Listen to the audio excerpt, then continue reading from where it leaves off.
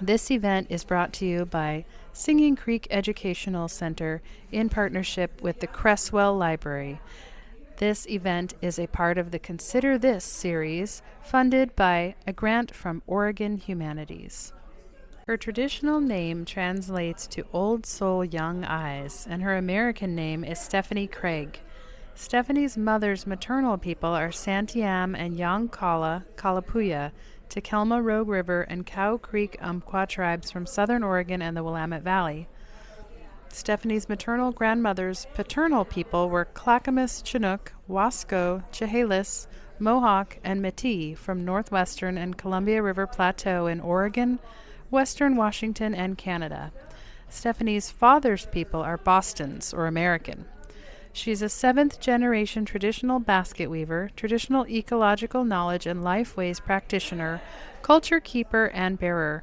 She's an anthropologist with a focus on Western Oregon cultural archaeology, cultural museums collections management consultant, and educator.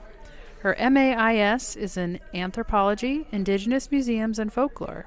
She also has certificates in tribal museum studies, cultural resource management, small museum pro, and interpretive guide. She uses TEK methods, indigenous ways of knowing, ancestral knowledge, and traditional plants to create, revive, and awaken centuries-old art and ways of life, like within basketry. Her third and fourth great-grandmothers were renowned master basket weavers. Stephanie is inspired by them and other weavers, though they were forced from their traditional ways of life into an unknown, colonized new world. They continued their traditional lifeways that the settlers purchased as collectible art. Stephanie's motivation comes from her children, her tribe, and her community.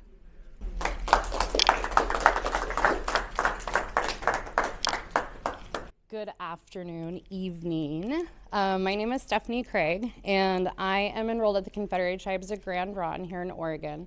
And as Karen said, she named the tribes that I come from, so I won't rename them.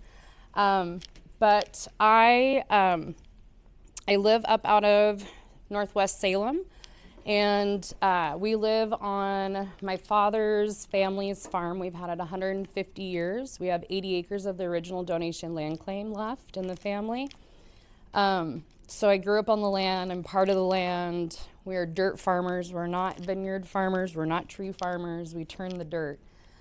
So plants and ethnobotany and land has always been super important to me. Ever since I was a little girl, I grew up with basketry. I grew up with my great-grandmother's sisters. And so I've had basketry that's been passed down in our family for 4 or 5 generations. I've been weaving for about 25 years. A lot of the weavers that were my teachers have either passed on. There's only a couple left that are alive today. So I'm super fortunate for that. My family was taken from their homelands on February 22nd of 1856 from Table Rock down in southern Oregon. And they were marched to Grand Ronde in the middle of winter. And on that, my third great grandmother was 12 years old, and she had a relative, and then her mother was with her as well. Her mother was one of the 8 people that died on that walk to Grand Ronde. It took them 33 days. They got to Grand Ronde at 4:30 in the afternoon on March 25th. 8 people died on that journey, but 8 babies were born. And so in the soldiers' journals, they talk about how their head count had stayed the same, like cattle or sheep, and how they would be getting paid the same amount of money as with as many people that they had started the journey with. Because even though they lost 8, they had 8 babies born to replace those. So my grandmother got to Grand Ronde, and her relative that was with her became the Indian wife of Phil Sheridan, who was stationed at Fort Yamhill in Grand Ronde. She was only 13 or 14 years old. She was the last one of our people in Grand Ronde to have her chin traditionally tattooed. My grandmother hadn't gone through puberty yet, and so she didn't have her chin tattooed. We are One of my grandfathers, that is Santiam and Yoncalla Kalapuya, worked with Melville Jacobs as the informant for our language. And so the Kalapuya texts are from some of my grandfather's work. This picture here I'll pass around. So the lady here, the older lady, is my third great grandmother. She was the one that was marched from Table Rocks to Grand Ronde. She had 2 children, Nicholas, who died shortly after he got married and had a child. The child died also.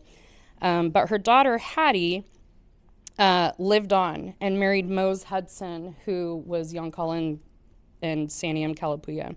They had 14 children, and 7 lived past the age of 12. The little girl with the dog is my great-grandmother, Pearl, with her dog, Bounce. And then there's Martha Jane, and then there is a girl standing. And the girl standing, she's in a white dress. Her name is Marion, and she died a month after this photo was taken on her 12th birthday. She was the last of the 7 that passed away.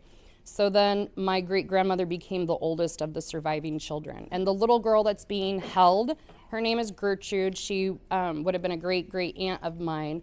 And if you've ever been to Spirit Mountain Casino, we have a big bronze statue. And the lady holding and weaving the basket is actually my grandma Martha Jane Sands. And the little girl that is kneeling at her feet in the statue is Gertrude, the little girl that my grandmother's holding. So I grew up with basketry. That picture was taken in 1900 on the Grand Ronde Reservation.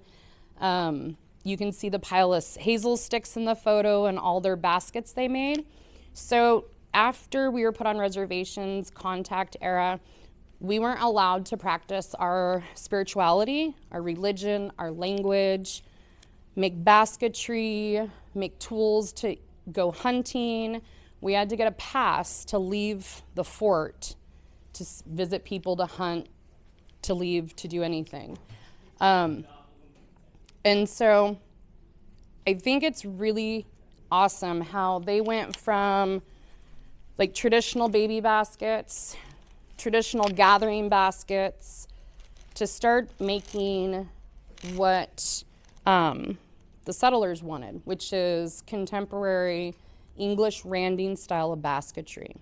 So even though we had everything taken away from us, our knowledge of handwork and art, what people call it today, they were able to use all those techniques, but just in a different shape or style of basketry. So this was made by my great-great-grandmother Hattie, the one in that photo, and it's been passed down in my family for 4 generations. It's a little over 100 years old. It's a hazel stick basket with double handles. Does it look familiar to anyone? How many of you go to farmers markets? Do you use one of those big African baskets? This is that. So when the settlers came, they wanted things to remind them of home because, Oregon Trail, they couldn't take everything with them. And so what baskets they did bring that made it over here, it was this style, wicker style, what we see today. And so they took them and started making them. My grandmother, Martha Jane, the older one in that photo, she actually had a river canoe where she would take it from the reservation later on and fill her canoe full of baskets and go up like South Yamhill and to McMinnville and other little communities that would allow dark-skinned people in their communities and sell baskets out of that. When my parents got married, my father's dad's family actually had bought baskets from her 30 years prior. So I thought that was pretty cool in itself, full circle. So some of you were able to come up and look at some of the things I brought. So I am a basket weaver, so I have a lot of basketry. I'm also an anthropologist, and so I really like doing mysteries, detective work, research. So over here, I'll talk a little bit about everything, and then if you have questions, just raise your hand. I like to have the space that I'm in community and a safe place to ask questions. Maybe you have questions that you've never asked or wanted to ask before. This would be a perfect place to do that. So the last probably 15 years, I've done research on Oregon-style baby baskets. Our style is completely different. There's only a handful or so that have survived, that is in museums, that are able to be researched, and some of them don't have a lot of information on them. So I have been able to do research, and it all stemmed from this photo that I received from a relative of mine, my great-great-grandma Hattie, my great-great-grandpa Mose, and then this is Martha. She's from Hood River. She was an educator. She was really big on saving history. She recorded the last salmon ceremony at Celilo. If you go to Google and YouTube it, you'll see her video. She's interviewing people. She came out and she interviewed my family. A couple people have, and there's a couple books out there. But in this photo, she has a full-size, flat-bottom, Oregon-style baby basket. From what I can tell, she was one of the last ones, if not the last one, in Grand Ronde, or in Oregon maybe, to make those. This was taken in April of 1951, and Martha came to interview my grandparents about culture, life ways. And so you see she's got a baby basket, she's got a shellfish gathering basket, some coiled huckleberry baskets, cedar suitcase, and beadwork on her lap. And so I started having kids 6 years ago. I called everywhere in Oregon, southern Washington, and northern California, and no one was making them. So I received some grants, and I brought it back. I was able to bring back the tradition. I've made 3 of them now, and I've taught 6 other women how to do it. So from Oregon style, the bottoms are flat. When you see baby baskets, a lot of people go straight to thinking of California, which we call those slipper foot. They come at an angle, and those kind of replaced these. So there is a gentleman, a friend of mine in Siletz, who is also making them, but we are about the only ones. So this is hazel sticks with spruce root, rabbit fur, and the lifeline has brass beads, pine nuts, and beadwork, and then elk buckskin for the tie. Yeah. The actual size? So back then, our babies were not full size compared today because of malnutrition. So a lot of the women that were pregnant when they got to the reservations, the government gave us rotten meat and poor land. And so you can't eat it, it'd make you sick. So the babies were a lot smaller. So my children, my first 2 children, I had twins, were born at 26 weeks. So a little over 3.5 months premature. We lost our daughter at 9 days. Our son survived and lived in the NICU for 103 days. They were both born under 2 pounds. They would have fit perfect in this. Traditionally, we have a small newborn baby basket, so it'd be a little bit bigger, just a little bit bigger than this, if not the same size. If the babies survived, they would get a bigger one. And if they lived 6 months longer, 6 months, 9 months, then they'd get another one. Because each one is made specifically for that child with intentions. So, and of course, my 3-year-old daughter has to have one for her babies. So I'll pass this one around so you can look at it, but anytime I make something now, she has to have everything. So I actually made that one first because some tribal people believe that the first thing you make of anything you gift. You don't keep it, you give it away. And some don't believe in that and don't practice that. I do. And so that first one I made was for my daughters. That way it could stay kind of in the family. But which reminds me I need to give it to her so she can play with it. But so, which I think is really cool. It's, you know, been maybe 100 years since we've had these. My mother used to take care of my great-grandmother that was in the photo, and because she had arthritis so bad, her hands were from weaving.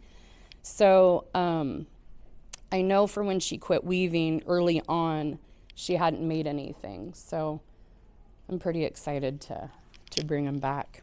Some other things up here I have. One thing I really like to focus on is, so you have this basket here, and you have these two baskets, and then this basket hat that I'm working on. So these are Columbia River style. Traditionally, it would be made with dog bane and bear grass, but we make them with hemp and yarn now. This basket here, if you see the plant fibers on the inside, that's dog bane. Just little pieces sticking out. So it's a plant fiber.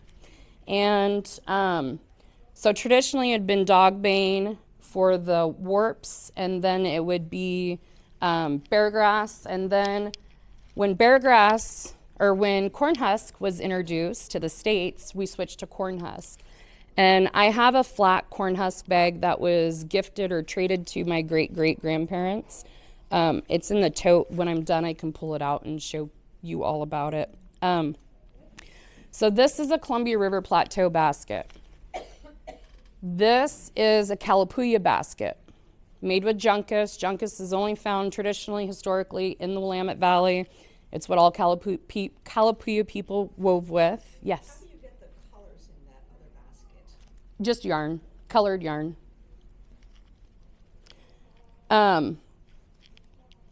This is Willamette Valley. This is Columbia River. If you put these two together, you have this basket, which is about 140 years old. This basket tells me as a basket weaver that there is an intermarriage between tribes. Because we're maternal, we live in the mother's village. So the daughter that made this, her father was from the Columbia River Plateau. So the shape or style is of that, but the technique and the material is used with Willamette Valley Kalapuya stuff, which says that the mother is from Kalapuya. A really good weaver can look at a basket and tell you the weaver's life story, which I think is really cool. I also identify basketry for collectors and museums, big repositories. And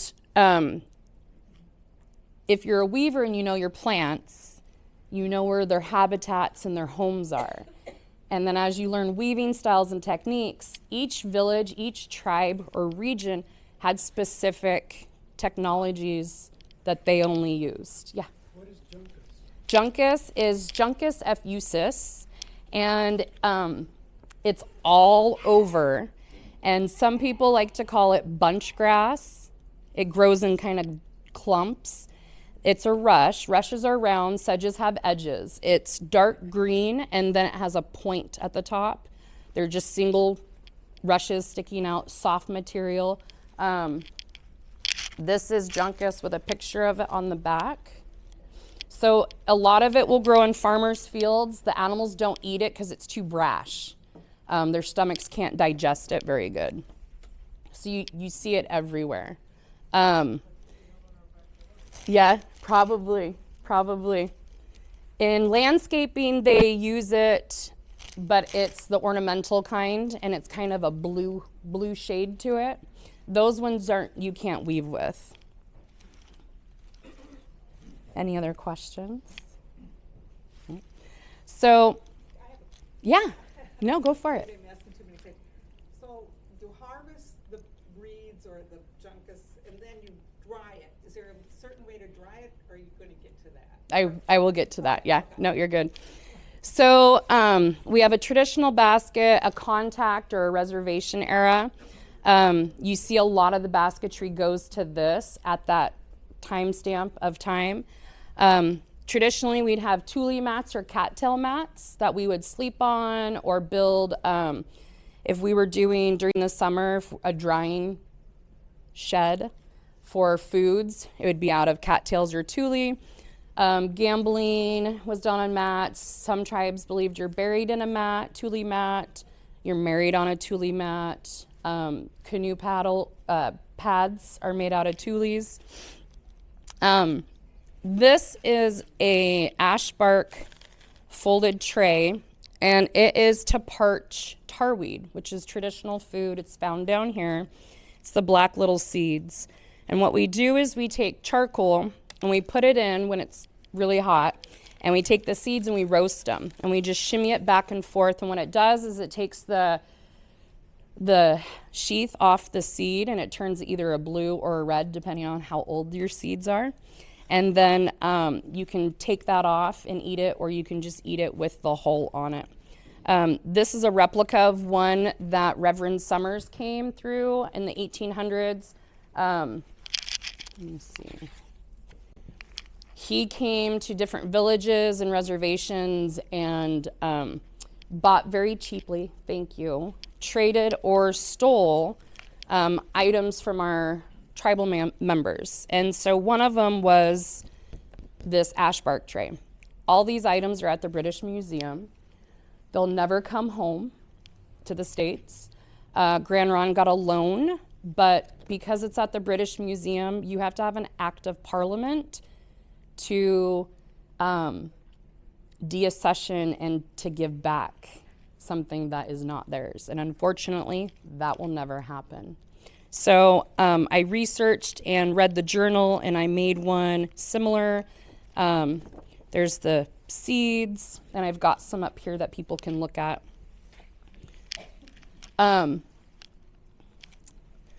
The other thing is a soap root brush. We use these to clean our baskets. It's a fiber plant and a food and medicine plant. If you cook the bulb a certain length, it turns to glue. If you cook it a certain length, it will be food. And if you cook it or don't cook it and just crack it open and peel it, you can throw it in a pond or wetlands, and it will sting the fish, and the fish will float, and then you can get them. A lot of rewilding people that are getting back to like skills, they're into that. Another thing about, so this is a baby rattle. One thing about our baby rattles that's super important is that we use willow on our handles. Does anyone have an idea of why? Teething. What benefit does willow have? It's an aspirin. It is.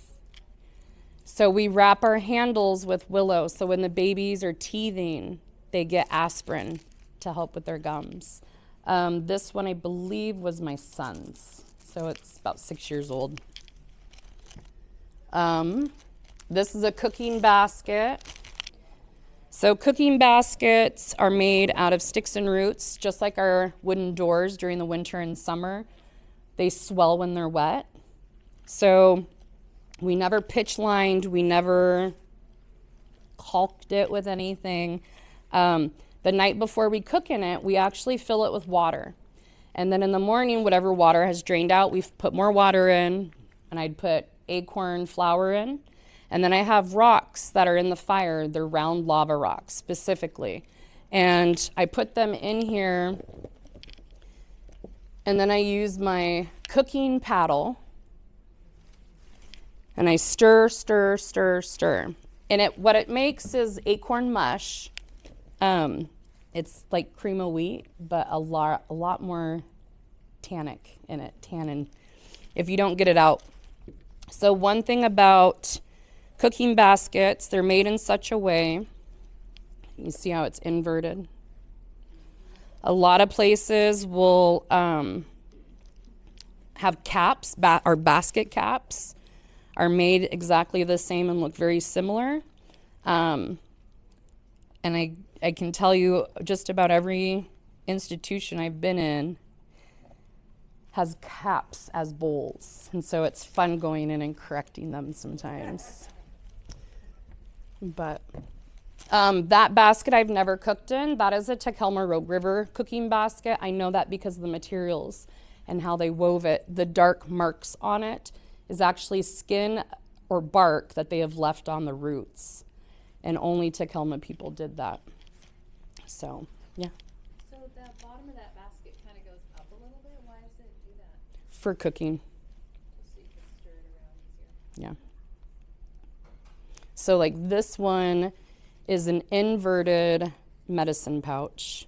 So it will come, this is the bottom of it, and the basket will flip out like this one.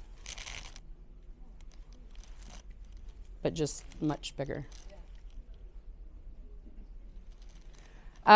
This skirt here is a maple bark skirt that I am making for my daughter Josie. Maple bark we use in our ceremonies. So this will be what she wears in the longhouse or plank houses, and she'll dance in it. Maple bark is like curling ribbon. When we separate the fibers, all the inner bark is then thinned down into their thin layers, and then we use that to make our skirts.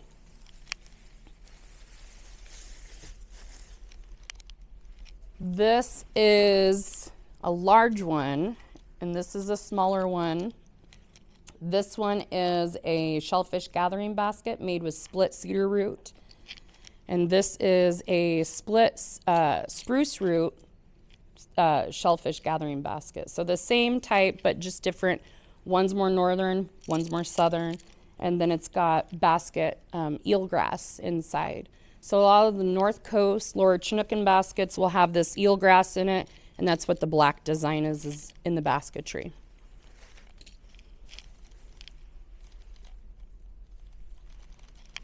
Then over here, this is my daughter's cedar cape.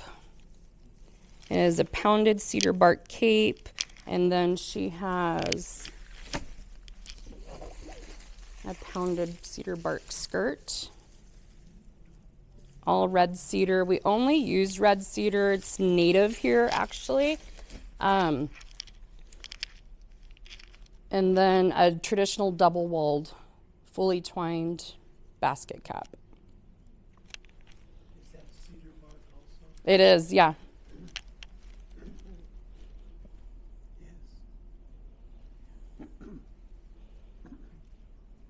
Waterproof, double layered. It does. It would have a smell a little bit still.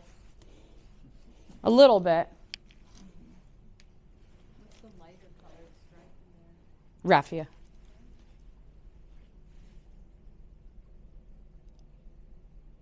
It might be seagrass. Oh, it's sedge, yeah, coast sedge.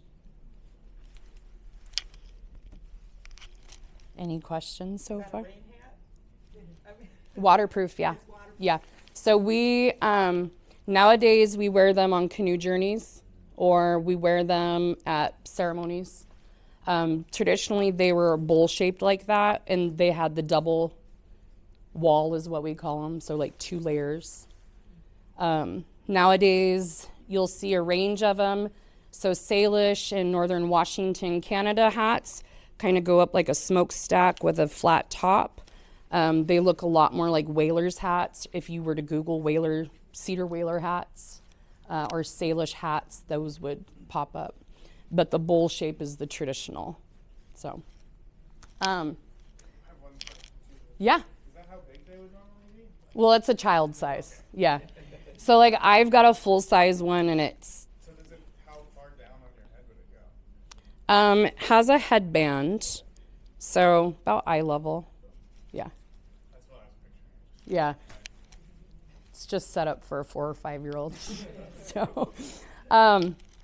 So now I have, a couple of things I'll just gloss over real quick. This is the start of a doll size baby cap. So like the cooking basket, this is for one of my daughter's dolls. I have one, I got married in it. I have a picture I can show you all.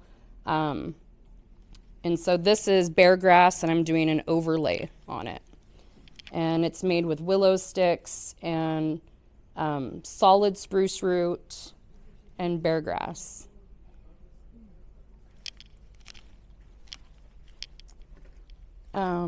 Just some fun things.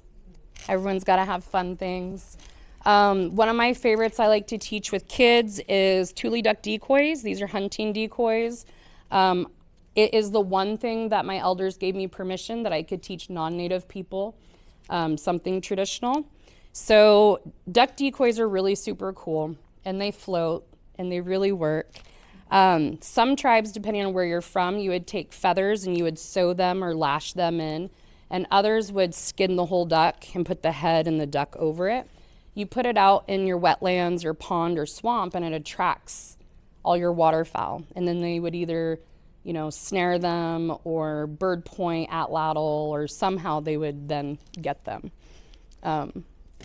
Here is a split cattail basket. So over here I have fiber plants. The fiber plants are a mix.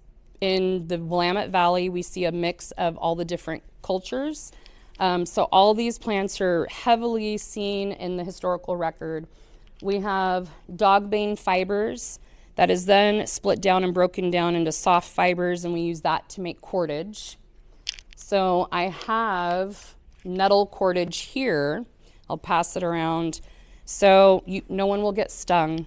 So you have the stalk of it, you break it down, you get the loose fibers, remove the hard pith, and then I hand spin into cordage. So dogbane and nettle we use for traps and lashing our houses or packing stuff, fishing line, fish nets, dip nets, anything like that. And it's nettle and dogbane are everywhere. So with cedar, does anyone know how we get cedar?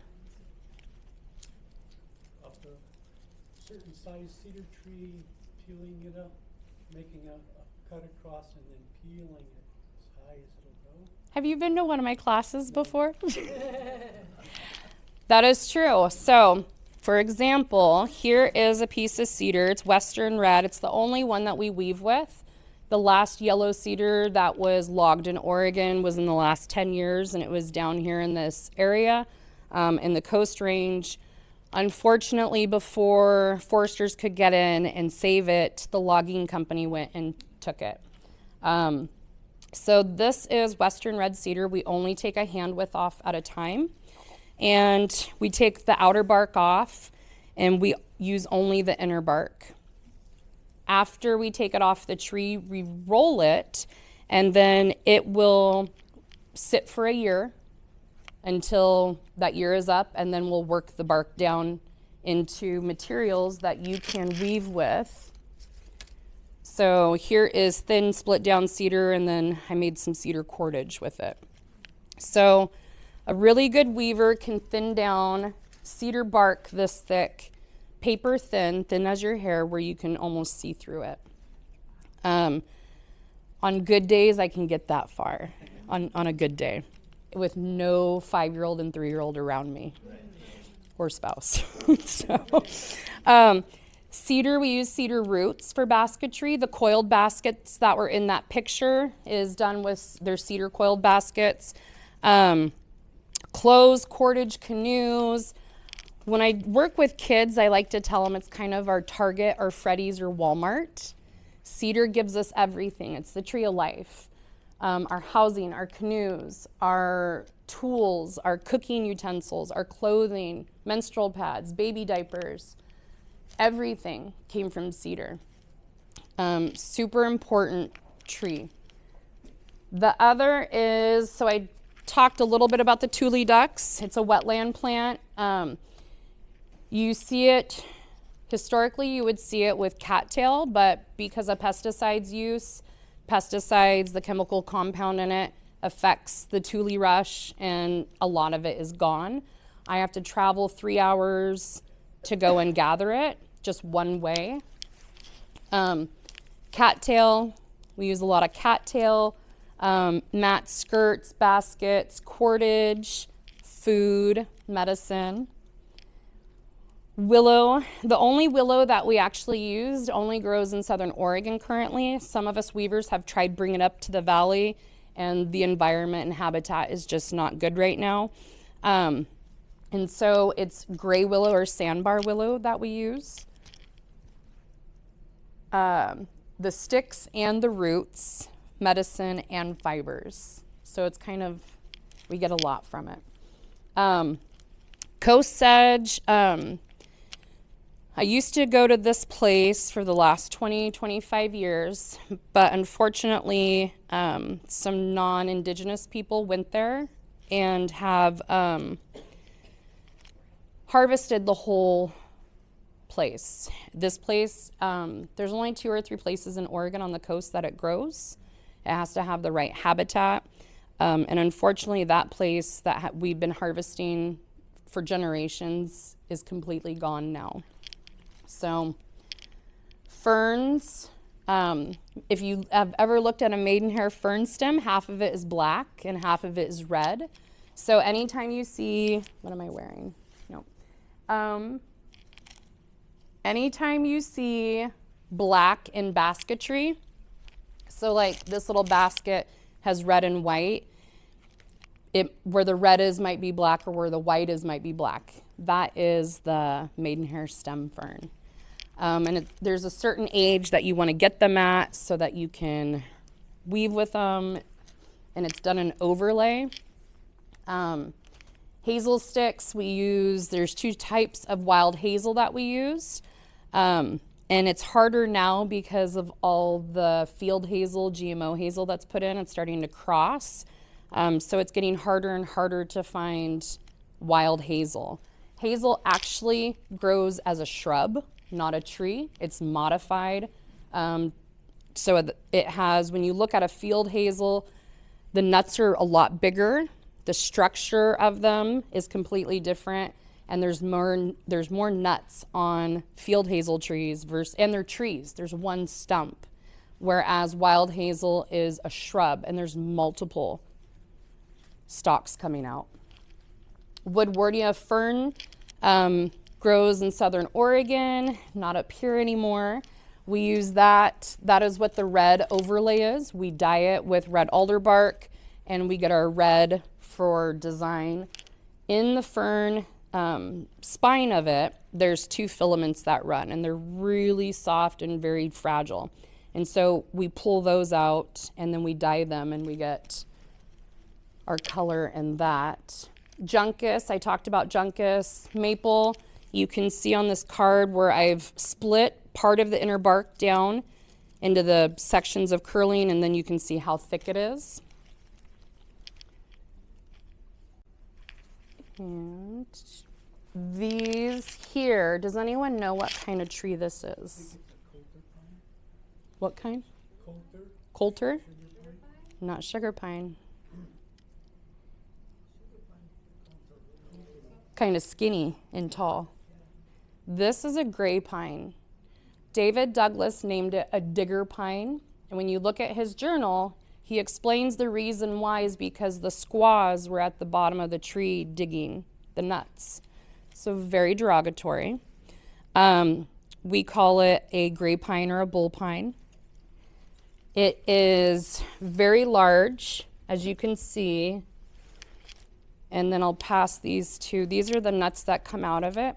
And we actually use them on our ceremonial outfits. So it's super important, these nuts for us. And some tribes would use them for foods and not for ceremony or outfits, and others vice versa. Yeah. Why do you call that derogatory to call women diggers, to call the tree a digger pine? Why do you call that derogatory? Derogatory for calling us a squaw. Oh, I misunderstood you. Yeah, yeah. Just like bear grass. If you look at the picture of bear grass, I'm not sure if it was him, I can't remember right off the top of my head, but the other name for bear grass is squaw's tit. Very derogatory. So because it looks like a breast, which I totally understand, but it's not justified.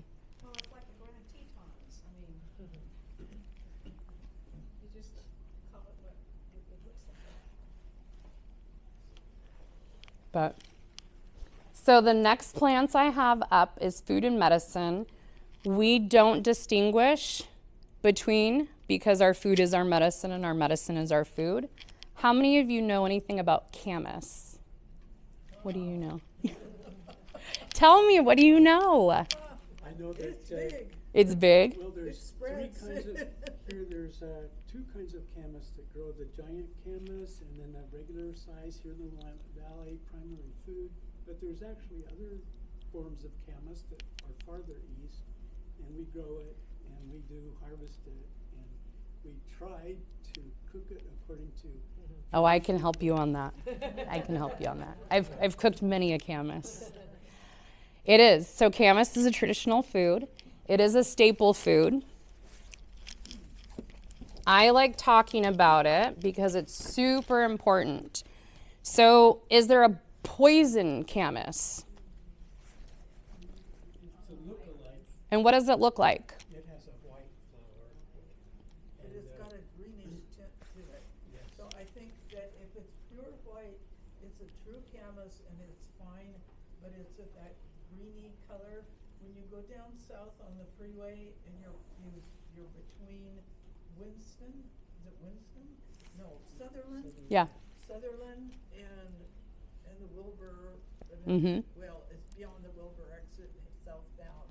Look on the east side of the freeway at the right time of the year. It's in bloom right now. Patch of that stuff. Yeah. And it's that greeny white, and I always think, ew. So the camas that I got the seeds, the bulbs, and the pictures from are from Fern Ridge, actually where the Oregon Country Fair is. That is actually a village site, unfortunately. Hopefully someday it will be protected and the country fair will not be happening there anymore. But that was a camas gathering site. And in that site, there's all kinds of camas. The white camas, as most people when I ask, they just say it's the white camas. So camas comes in different varieties and different colors. And I like to blow people's minds because for whatever reason, and it's fear, we have instilled that white camas is not edible, that it is death camas. And I'm here to teach you all that that is not the truth. So you have dark purple, you have lighter purple, you have light blue, you have white, and then you have death camas. Looks completely different. So because we weren't allowed to keep up our traditions, and we had to get a pass, and we were removed from our villages and our sites and our food and gathering sites, a lot of that knowledge has been taken from us, or lost, if you will. And so tribal members today, unfortunately, they'll go and gather camas, and non-tribal members will gather camas when it's in bloom because they don't know how to tell it apart. And so for generations now, people say that white camas is death camas, and that is not. I've ate this, and I'm still here. This is death camas. It's completely different. It's not even in the same family. It just shares the same name. The leaves are slender. When you look at them compared to any of the edible camases, it's completely different. The flowers are completely different. The seed heads are completely different. And there's one dried on the back. So I'm going to pass these around, and you all are going to be camas expert identifiers. So death camas, when you open this and pull it out, hold it up to the light, there's multiple seed pods, and they're translucent in color. So you can kind of see the light through them.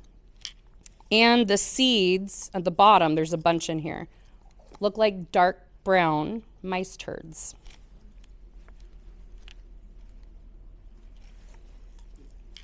Edible camas has less seed pods. They're larger and they're non-translucent, and their seeds look like black little mice turds. The kids love it when I say that. And then this was from our last harvest that we did. So traditionally we only gather the large bulbs and we use those to roast and eat. The little bulbs that are either with them or around them that would have came up, we just replant them. These ones I kept and I cooked and then dehydrated so that people could see what they look like. There's probably been 20,000 hands on it, so I wouldn't taste it, but you can totally take it out and look at it. I know growing up for me, and I was a park ranger for a few years for the state parks of Oregon. We, as parents, we instill fear into our children or little ones that we take care of. So if I don't know what a plant is, or if my parents didn't know what a plant was, or if it would kill us, or if it was edible, they just would say, well, that will kill you, don't touch it. And so we have this weird memory that's instilled within the generations of this knowledge. And so hopefully, by these little tidbits that I share with people, you know, we can learn a little bit more. And I love the fact that you guys grow it. That makes me happy. I love it. I hope you distribute the seeds everywhere. Every site that I have ever worked in the woods, that I've gotten permission from BLM, state parks, whoever the landowner is, has either been logged and I wasn't notified, which I'm not asking. A courtesy would have been nice. They don't have to, I get that. I told you about the coast sedge is now completely gone. I had elders coming from Washington and Canada to gather it with me because it doesn't grow in Washington. That's a complete loss.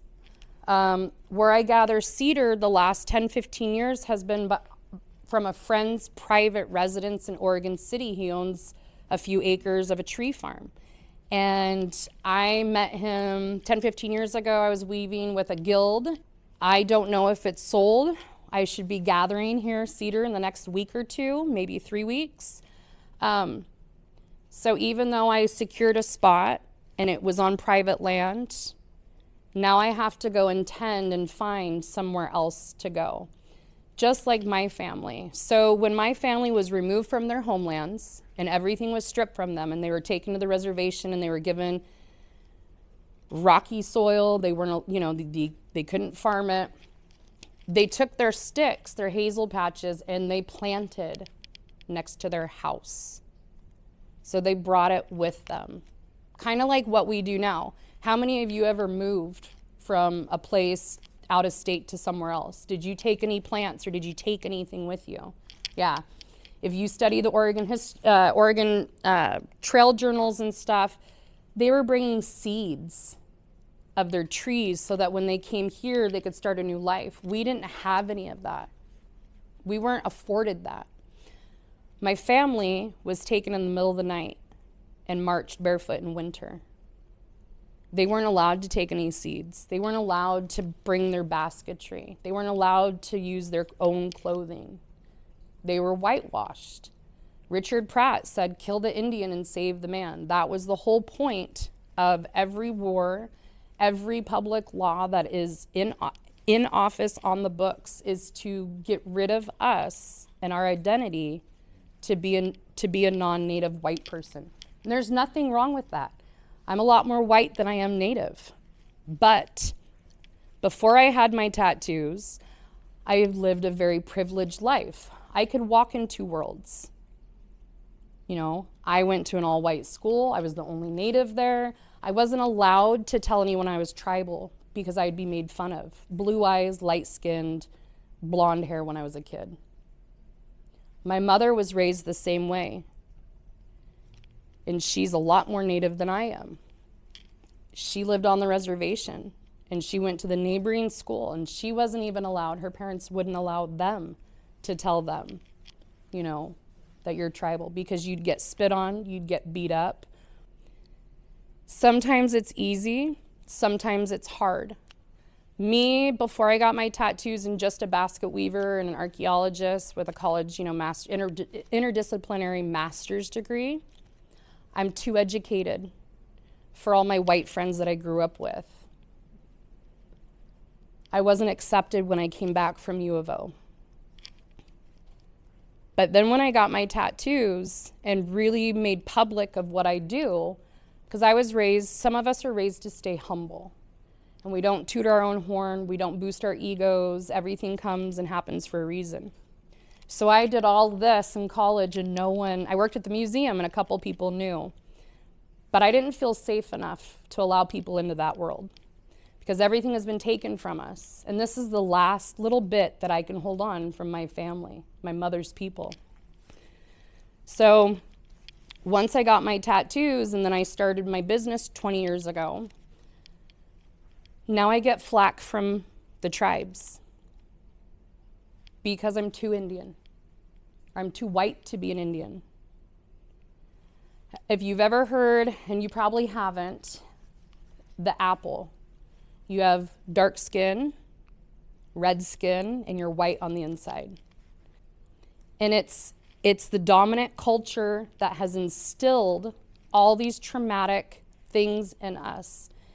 And even though it may have happened 3 generations ago to our grandparents or great-grandparents, it is carried forward. There's times that I have a son and a daughter. My daughter, when she was born, and I see the trauma and I see the racism that happens with my kids at this age. I'm curious about when you say they were used for medicine. So, How do you? a great example, when I first moved to Eugene for college, so living outside of Northwest Salem, we're within an hour from the coast, fresh seafood, fresh fish, and when you're a poor college student, you don't have those resources. So I went from eating shellfish and fish probably 3 times a week to maybe once every other month. That medicine that I grew up with, my body needed it, and I was sick for the first 2 years of being down at Eugene. When you have something like that in your system so long, your body needs it, and when you don't have it anymore, you get sick. So food is our medicine. The salmon, the berries, the roots, the nuts, the animals, all the plants. It's our medicine and it's our food. So, do you have a question? Is that actually more or less a common? And you said your first child was lighter skin. It was actually more or less on that. The way skin complexion works is it's anywhere between the mother's range and the father range, or actually the genetics of the two. And it's a hue of dominance. And recessive. Yeah. Yep. Whatever one is more dominant, the person will show. Yep. I don't know the names of the pigmentation. Sorry for that one. No, you're good. You got it though, yeah. Did you have? Oh, no, sorry, I thought you were. Any other questions or comments? So, real quick, I was talking about the cedar when you harvest it. So cedar you get from a live tree, cedar trees that are no smaller than if you can hug it, you don't want your hands to touch. So how my elders taught me. You only take a hand width. Now, state and federal law, if you're harvesting on public land and you do right and you get a permit, certain plants are protected. Some of these you'll never be able to gather, which is good for us. And some of the plants you can gather, but you have, I think it's a 25% limit. If you were to take a tree that is that big and you strip 25% of the bark, a quarter of that bark, you're gonna kill the tree. We never did that. We use indigenous ways of knowing and traditional ecological knowledge to support the land and the plants and to bring that back. Even though the land has changed, it's been sterilized, if you will, and it's got pesticides, it has chemicals, it has infrastructure, it has highways, it has people on it. The land will always remember, just like us. If you let it be, it will come back. At our house, we left part of a field. We kind of took over part of my dad's field to make our yard bigger, and we let the flower beds lay for 2 years. I had almost 50 white oaks pop up. My grandfather, he would have been 120 years old if he was still alive, 117 maybe. He passed away, he was about 100. And he would tell stories of when his family came and they hired Chinese workers to dynamite and blast our donation land claim of all the trees so that we could farm it. He remembers and tells stories, and my dad does, of going from using horses and horse implements to going and getting the first tractor, and how many belongings. We don't use artifacts. We say belongings, because your family has belongings and heirlooms. What's the difference between mine? They're the same. Totes and boxes of bowls and pestles and points and stuff. The land will always remember, and when she is ready, she will give you a sign. She'll give you a message. Trauma is tremendous in our communities. I worry about my children all the time because my son is a little lighter and my daughter is really light. My son gets teased. He has a long hair that is braided down to his small of his back. And people like to call him a girl, and it makes him very upset. And I tell him, you stand there and you say, no, I am not a girl. I am a boy and my name is William. Own it. Otherwise, that's going to dig you deeper and deeper, and you're going to allow that. And it's just keep bringing up that trauma. And at 5 years old, it is detrimental to him. And my daughter, I tell her, make sure, you let people know who you are, where you come from. You are tribal, you are native. You do have a piece here. This is yours. Don't let anyone knock you down. And so a little bit is a little bit of fear from how I was raised and what I experienced growing up, and then also the trauma that my mother went through. And we vowed before we had children that we would not be our parents. We have to make a difference. Answering the kids in full question or full answers when they have a question, it makes a huge difference. We have to be mindful of everything we say and do, because we have to teach them to be okay in both worlds. Any questions or comments? Hayumasi Pashchagu Uksan, Pulukli Uksan. Thank you for coming tonight. Thank you so much. I